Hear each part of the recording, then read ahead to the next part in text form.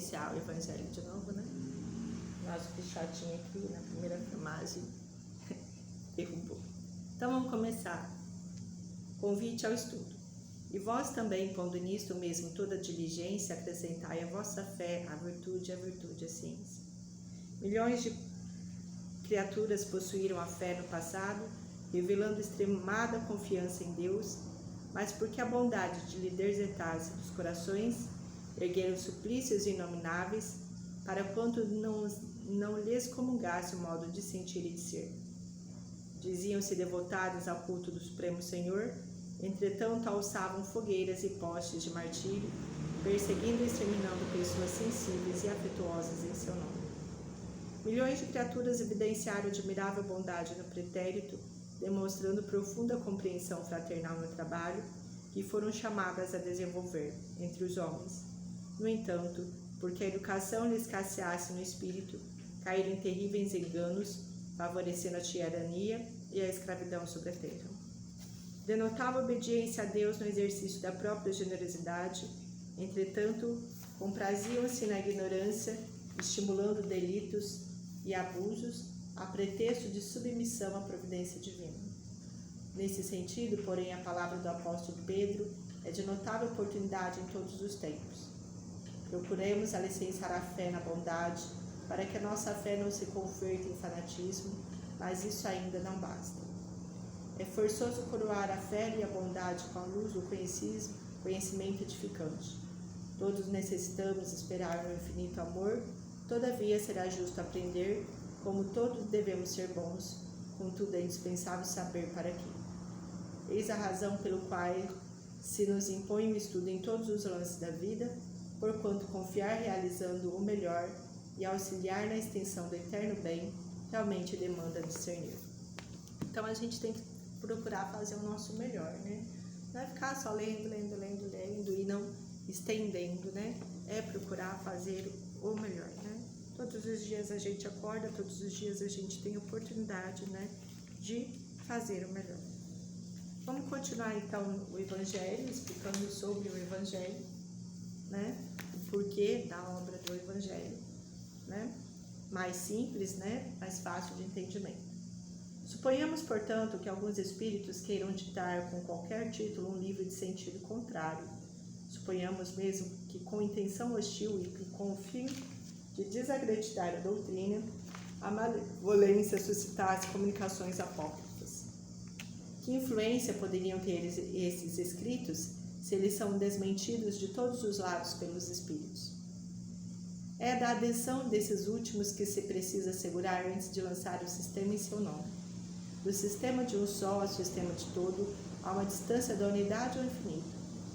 Que podem mesmo todos os argumentos dos detratores contra a opinião das massas, quando milhões de vozes amigas vindas do espaço chegam de todas as partes do universo e no seio de cada família se repelem vivamente.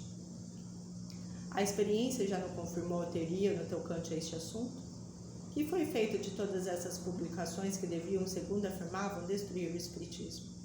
Qual delas conseguiu pelo menos deter-lhe a marcha? Até hoje, não se havia considerado a questão desse ponto de vista, sem dúvida, um dos mais graves. Cada um contou consigo mesmo, sem contar com os espíritos.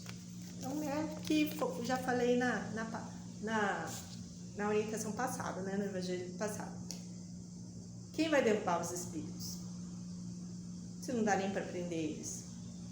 Dá para parar o que eles falam? Dá para parar o que eles... psicografia que às vezes eles induzem a fazer? Ou que as pessoas escutam? Ou que existe mesmo a fala? E aí? Quem consegue? Eu não consigo. Né? Eu não consigo parar um espírito.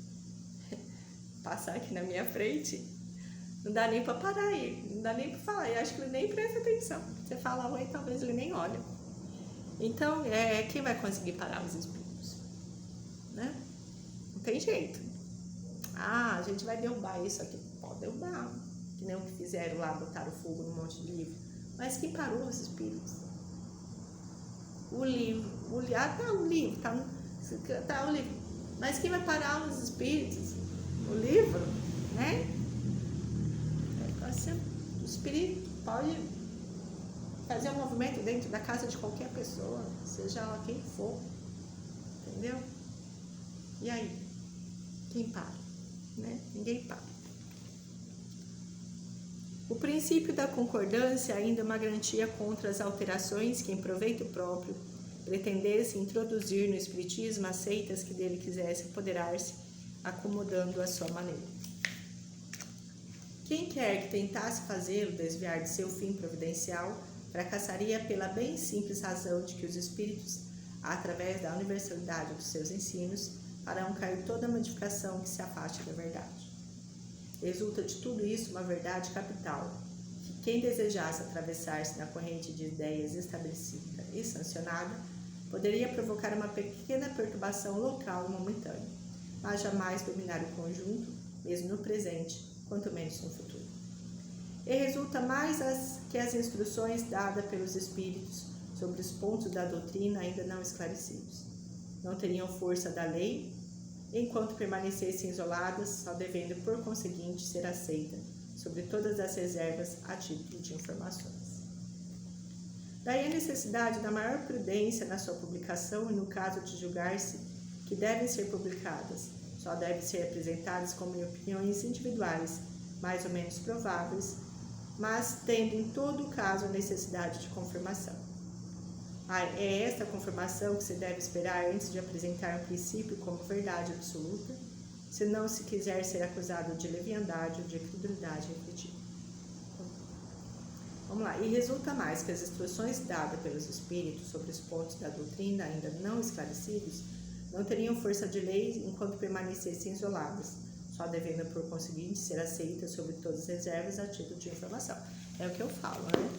Ela tem que estar em vários pontos, lugares mais sérios, e ali tudo dentro, né, do racional. Daí a necessidade da maior prudência na sua publicação, no caso de julgar-se que devem ser publicadas. Só devem ser apresentadas como opiniões individuais, mais ou menos prováveis, mas tendo em todo caso a necessidade de confirmação. É essa confirmação que se deve esperar antes de apresentar um princípio como verdade absoluta, e não se quiser ser acusado de leviandade ou de credulidade refletida. Então, os centros, eles geralmente, né, quando vem uma comunicação, geralmente, se for para ditar para alguém, eles falam que é um ato restrito, né? Aí sim, depois de um determinado tempo, né, que se vê que realmente essa informação está vindo aí, em todo o seio, aí que se dá ela com mais clareza. Daí a necessidade da maior prudência na sua publicação e no caso de julgar-se que devem ser publicadas. Só devem ser apresentadas como opiniões individuais, mais ou menos prováveis, mas tendo em todo caso necessidade de confirmação. E é essa confirmação que se deve esperar antes de apresentar o princípio como verdade absoluta, se não quiser ser acusado de leviandade ou de credulidade irrefletida, né? Já li várias vezes daí para a gente ter intenção, né? Noção. Até para ser publicado tem que se esperar. Os espíritos superiores procedem nas suas revelações com extrema prudência.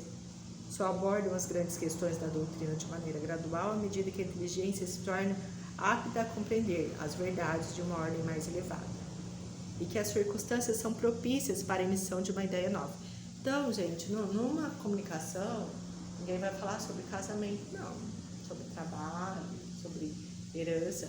Essas comunicações que os espíritos dão, né, essas determinadas comunicações, são de vínculo total, né, com a sociedade, para uma nação, assim, para um todo, né, para uma transformação total. Então, são coisas aí sérias, né, que falam mais da moral do que do material. Eis porque, desde o começo, eles não disseram tudo, e nem o disseram até agora, não cedendo jamais à paciência de pessoas muito apressadas, que desejam colher os frutos antes de amadurecerem. Seria, pois, inútil querer antecipar o tempo marcado pela providência para cada coisa, porque então os espíritos verdadeiramente sérios recusam-se positivamente a ajudar. Os espíritos levianos, porém pouco se incomodando com a verdade, a tudo responde. E é por essa razão que sobre todas as questões prematuras há sempre respostas contraditórias.